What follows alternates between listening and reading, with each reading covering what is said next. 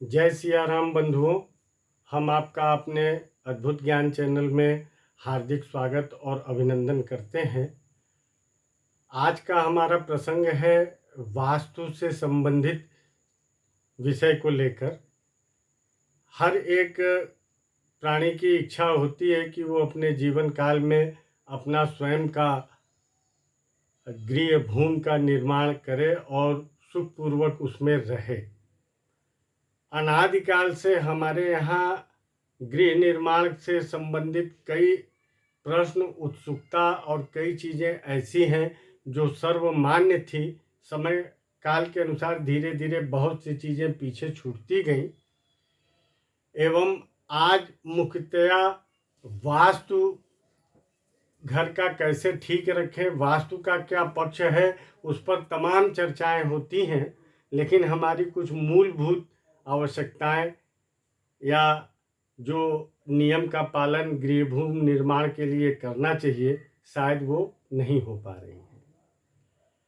एक तो सर्वप्रथम पहले निर्माण के लिए किस तरह की भूमि होनी चाहिए, क्या आयताकार हो, त्रिकोण हो, मतलब भूमि किस दिशा में बड़ी है, छोटी है, किधर गड्ढे हैं, किधर ढलान है, किधर हमारे आने जाने का मार्ग मिलेगा, ये भी देखा जाता था। और ये भी जानकारी लोग हासिल करते थे कि भाई घर निर्माण का कार्य हम किसके माध्यम से कराएं।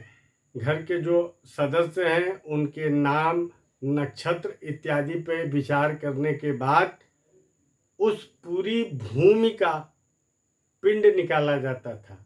और पिंड भी कई प्रकार के होते हैं और पिंड के परिणाम वो बताते हैं कि इस मकान के निर्माण के बाद जब आप इसमें निवास करेंगे, आप स्वस्थ रहेंगे कि अस्वस्थ रहेंगे, आर्थिक पक्ष आपका कैसा रहेगा, पारिवारिक सामंजस्य कैसा रहेगा, आयु इसमें वृद्धि होगी नहीं होगी, आयु क्षय होगी, तमाम ऐसे आवश्यक पक्षों पे विचार करने के बाद ही किसी एक प्राणी के नाम से वहाँ पिंड का निर्धारण होता है।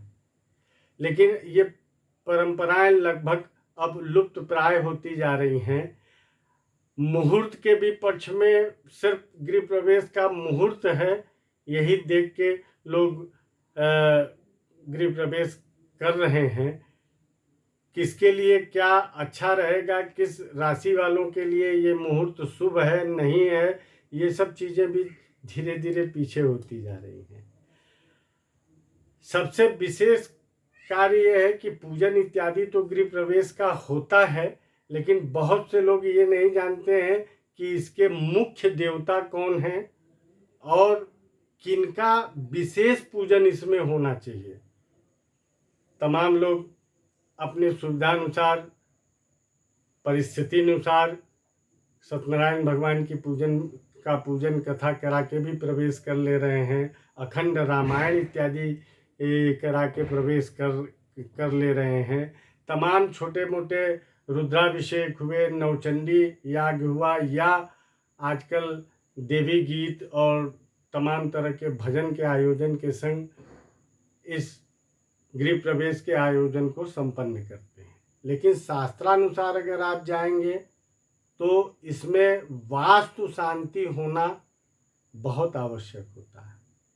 और वास्तु पुरुष जो इसके मुख्य देवता हैं, जिनसे वास्तु का अन्य पक्षों में विचार या प्रचलन बहुत बढ़ा है, उन्हीं वास्तु देवता के पूजन के प्रति लोगों के मन में उदासीनता देखी जाती है। वास्तु पुरुष के पक्ष में अगर आप देखेंगे तो सारी गणना, सब कुछ वास्तु से संबंधित जो भी नियम कानून पालन किए जाते हैं, वो सब उन्हीं के आधार पे संभव है। वास्तु पुरुष के विषय में जो विश्वकर्मा जी ने भी जो बहुत कुछ लिखा है, ब्रह्मा जी ने भी वास्तु मंडल पुरुष के विषय में बताया गया है। इनके जन्म के प्रति भी अनेक चीज़ें हैं सामने, विशेषकर जो उल्लेख मिलता है उसमें भगवान शंकर के पसीने से इनकी उत्पत्ति बताई जाती है और ये बहुत विशालकाय हुए और भगवान शंकर के लिए भी इन्होंने युद्ध लड़ा, जीता और ये राक्षसी प्रवृत्ति होने के कारण से पूरी सेनाओं को खा जा रहे थे। देवताओं से भी युद्ध करने में देवताओं का भी भक्षण कर लेते थे। इन सब परिस्थितियों को देखते हुए भगवान ब्रह्मा ने शिव जी से आराधना की और स्वयं अन्य देवी देवता भी ब्रह्मा जी के पास इस समस्या के हल के लिए पहुँचे। तो उन्होंने ये आदेश किया कि सब इनको उठा के पटक दीजिए और इन्हीं के ऊपर सवार हो जाइए। तो उनको पटकने के क्रम में ये अधोमुख पृथ्वी पे आके गिरे। अधोमुख मतलब मुंह का हिस्सा, पेट का हिस्सा सब पृथ्वी से स्पर्श किया और पीठ ऊपर के तरफ। तभी और सारे देवी देवता इनके ऊपर जाके बैठ गए। कहा जाता है कि इस वास्तु मंडल में या इनके शरीर में 45 देवी देवताओं का निवास होता है। और जब आप गृह भूमि निर्माण करते हैं तो उस समय कई ऐसी चीज़ें घटित होती हैं, जीव जंतुओं के का हनन होता है, किसी के श्रमदान आप प्राप्त करते हैं और उस भूमि की जो व्यवस्था है उसमें खुदाई करने से, अन्य चीज करने से सारा संतुलन उसका बिगड़ जाता है। और संतुलन शब्द ही वास्तु का पर्याय है। तो अगर हमको वास्तु शांति चाहिए तो पुनः सारी चीज संतुलित होनी चाहिए और मन में जो जाने अनजाने जीव जंतुओं की क्षति हुई है उनके प्रति प्रायश्चित करने का भी साधन वास्तु शांति ही है।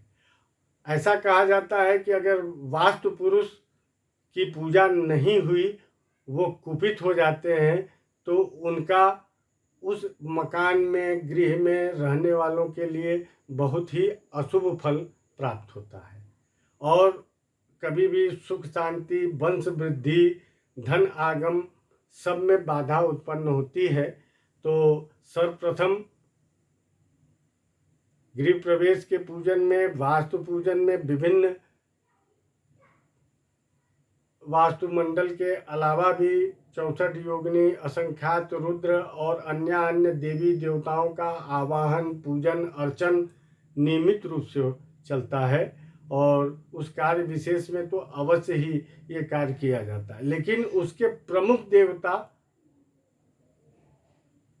वास्तु पुरुष ही माने जाते हैं। तो वास्तु पुरुष मंडल का निर्माण होता है और उसमें जितने देवी देवता हैं उनका क्रमवार पूरी तरह से पूजन संपादित किया जाता है। वास्तु का हर यज्ञादि में इनको हविष्य देने का, इनके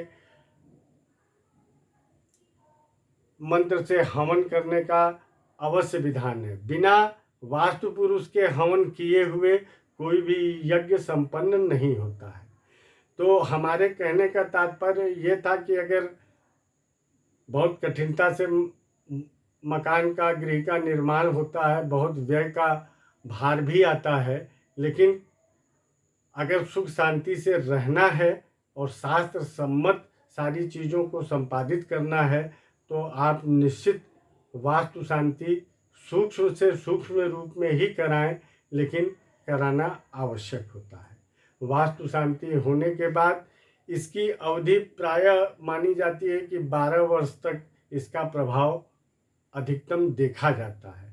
कोई बहुत शास्त्रीय प्रमाण इस पक्ष में नहीं है, लेकिन विषय वस्तु को मनन करने में, पढ़ने में, लोगों से चर्चा परिचर्चा में ये चीज़ें सामने आई कि इनका भी एक निर्धारित समय होता है। तो अगर आप बहुत लंबे समय से एक ही मकान, एक ही जगह पर रह रहे हों और आप समृद्ध हैं, सक्षम हैं, तो हमारी राय में अवश्य आपको 12 साल के अंतराल पे एक बार पुनः वास्तु पूजन अवश्य करा लेना चाहिए। वास्तु पूजन के बड़े सुंदर परिणाम मिलते हैं। एक पूरा परिवार स्वस्थ प्रसन्न रहता है और तमाम ज्ञात जो प्रायश्चित निर्माण के मध्य या उसके पहले भी हैं, उनका भी पूरी तरह शमन हो जाता है। विषय बहुत छोटा सा था, मन में आया कि मैं अपने इस पक्ष को आप सभी के सामने रखूं, तो रखा है। कोई बहुत गूढ़तम प्रसंग तो नहीं है, लेकिन सिर्फ इसलिए कि आप तमाम तरह के आयोजन करते हैं, लेकिन अगर गृह प्रवेश करते हैं, नए गृह में जाएं, तो वास्तु शांति अवश्य करा लें। इसका आपको सदैह लाभ मिलेगा। इन्हीं बातों के संग हम आज का अपना एपिसोड यहीं समाप्त करते हैं और आशा करते हैं कि आप हमारे वीडियो को लाइक करते रहेंगे। संग में जो हमारे नए दर्शक हैं, उनसे भी निवेदन है कि हमारे इस चैनल को सब्सक्राइब करिए, जिससे हमारा उत्साह बढ़े और हम आपकी बात लेके ही आपके सामने उपस्थित होते हैं। इन्हीं सब बातों के संग जय विश्वनाथ, सदा सबका कल्याण हो।